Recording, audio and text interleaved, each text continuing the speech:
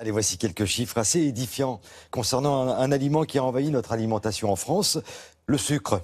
Écoutez ça, sa consommation per personne est passée de moins de 2 kilos, moins de 2 kg par an au début du 19e siècle à plus de 35 kg par an à l'aube du 21e siècle.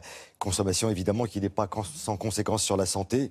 On va parler du diabète évidemment, mais à Bordeaux, où s'est rendu Laurence Beauvillard, une équipe va plus loin et a comparé le sucre avec de la drogue.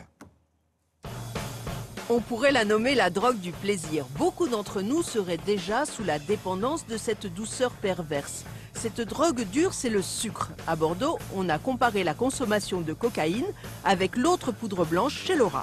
Le but de cette expérience, en fait, c'est de mesurer le potentiel addictif du sucre en proposant à l'animal un choix simple entre du sucre, là ici à gauche, là il est en train de boire du sucre, et une dose intraveineuse de cocaïne à droite.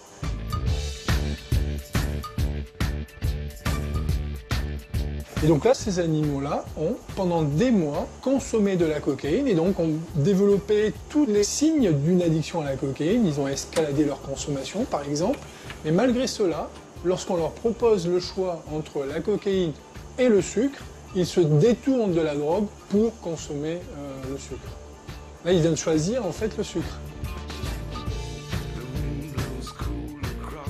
Le potentiel addictif du sucre est au moins aussi important que celui de la drogue.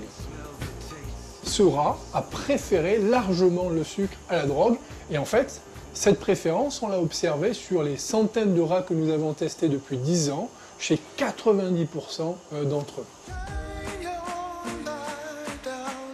Ce que je pense qu'on peut en conclure, c'est que le sucre a un potentiel addictif qui n'est pas négligeable et si on extrapole ça à l'homme, ça pourrait expliquer pourquoi, en fait, dans nos sociétés modernes, nous avons des millions de gens qui surconsomment le sucre, malgré tous les messages de prévention incitant à la réduction de cette consommation, et les pathologies, en fait, qui sont associées, telles que le surpoids, qui, lui, prédispose à des maladies comme le diabète, de type 2, par exemple, qui touchent des millions de gens maintenant, aujourd'hui, en Europe et aux États-Unis. Dans la population générale, 10% des gens présenteraient des signes d'addiction au sucre. Mais chez les personnes en surpoids ou chez les obèses, 50% seraient dépendants.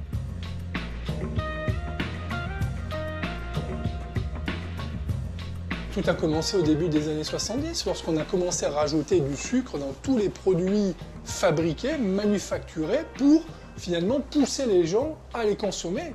Je pense qu'on s'intéresse aujourd'hui à la question de l'addiction au sucre tout simplement parce que nous sommes au beau milieu d'une pandémie d'obésité et de diabète.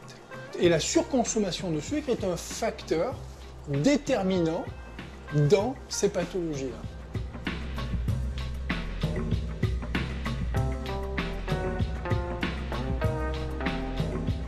Rajouter un peu de sucre dans son café ou manger un carré de chocolat, ce n'est pas vraiment le problème. Le problème, c'est tout ce sucre que l'industrie agroalimentaire nous rajoute au quotidien dans notre alimentation et à notre insu. En 1985, il y avait 30 millions de diabétiques dans le monde. Aujourd'hui, il y en a 400 millions et ce n'est pas fini. Et ce n'est pas dû seulement à la gourmandise. Bon ben voilà, donc ça ne vous empêche pas de prendre un bon petit déjeuner et de profiter d'un bon café. Merci Laurence Beauvillard.